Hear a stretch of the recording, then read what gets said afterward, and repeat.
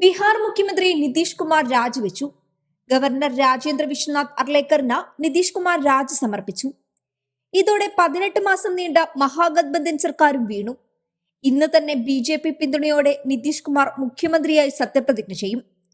രാജിക്കത്ത് സമർപ്പിക്കാൻ തയ്യാറാണെന്ന് നിതീഷ് കുമാർ ഇന്ന് നടന്ന JDU MLA-മാരുടെ യോഗത്തിൽ വ്യക്തമാക്കിയിരുന്നു. തീരുമാനമെടുക്കാൻ JDU MLA-മാർ നിതീഷ് കുമാറിനെ ചുമതലപ്പെടുത്തുകയും ചെയ്തു. ഇതിനു പിന്നാലെ നിതീഷ് കുമാർ രാജ്ഭവനിലെത്തി രാജി സമർപ്പിക്കുകയായിരുന്നു.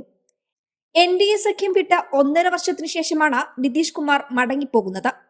നിതീഷ് കുമാറിന്റെ തീരുമാനത്തിനൊപ്പം JDU നിയമസഭാ യോഗത്തിലെ എല്ലാ MLA-മാരും ഉറച്ചുനിന്നു.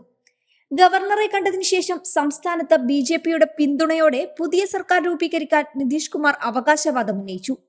ആദ്യം നിതീഷ് കുമാർ രാജിവെക്കുന്നതുവരെ കാത്തിരിക്കുക എന്നതായിരുന്നു BJP-യുടെ തന്ത്രമെന്ന് നേരത്തെ റിപ്പോർട്ടുകൾ ഉണ്ടായിരുന്നു. തങ്ങളുടെ തന്ത്രങ്ങൾ ചർച്ച ചെയ്യാൻ ബീഹാർ BJP MLA-മാരും ഇന്ന് രാവിലെ യോഗം ചേർന്നിരുന്നു.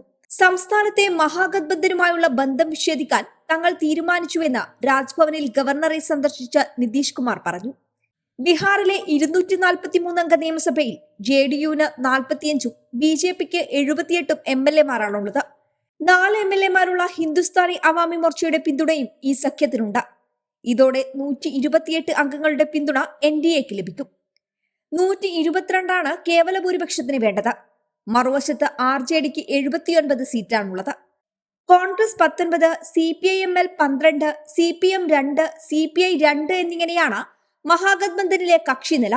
114 പേരുടെ പിന്തുണയെ സഖ്യത്തിനുള്ളൂ. AIMIM-ന് 2 സീറ്റും ഒരു സ്വതന്ത്രനും ബീഹാർ നിയമസഭയിലുണ്ട്.